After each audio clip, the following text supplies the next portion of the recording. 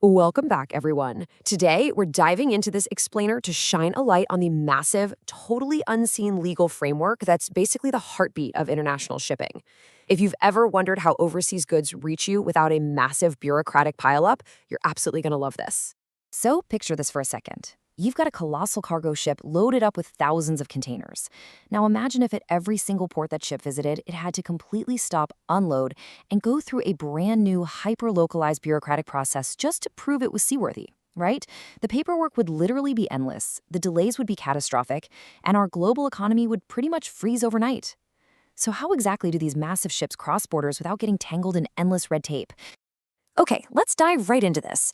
We're going to map out how countries cooperate under sections 148 to 150 of Indian maritime law. We'll hit passports for global ships, the international handshake, trading maritime favors, the harbor referee, and finally, smooth sailing ahead. Let's kick things off with part one, passports for global ships.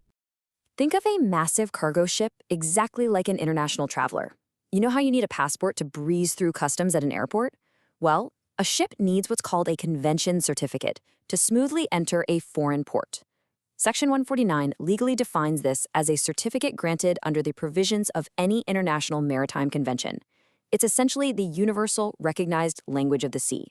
When a ship rocks up holding one of these certificates, it's speaking a language of safety and legality that port authorities worldwide can just instantly recognize and understand. Moving on to part two, we have the international handshake.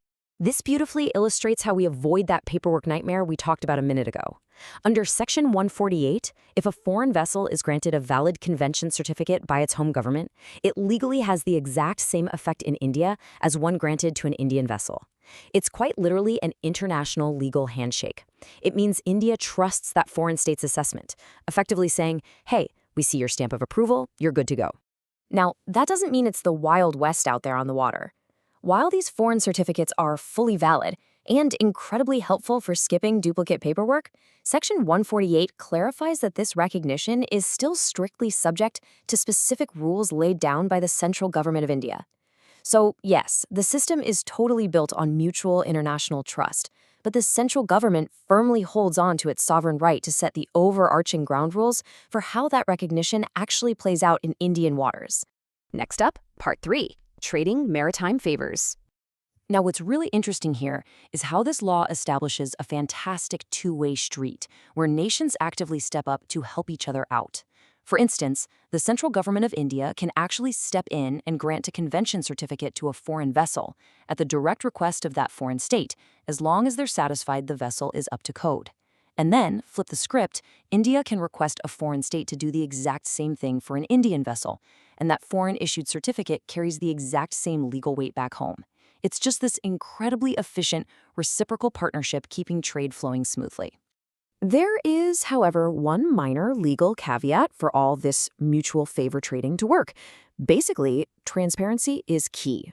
The law mandates that any certificate granted at the request of another country has to explicitly contain a statement confirming it was issued on behalf of that requesting state. So no confusion, no ambiguity at all. Just clear, transparent record keeping so everyone involved knows exactly who vouched for whom. All right, let's look at part 4, the harbor referee.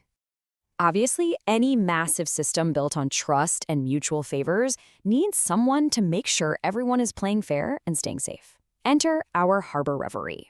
Under Section 150, an authorized surveyor has the direct power to demand that the master of a vessel provide whatever information is required to guarantee absolute compliance with international conventions.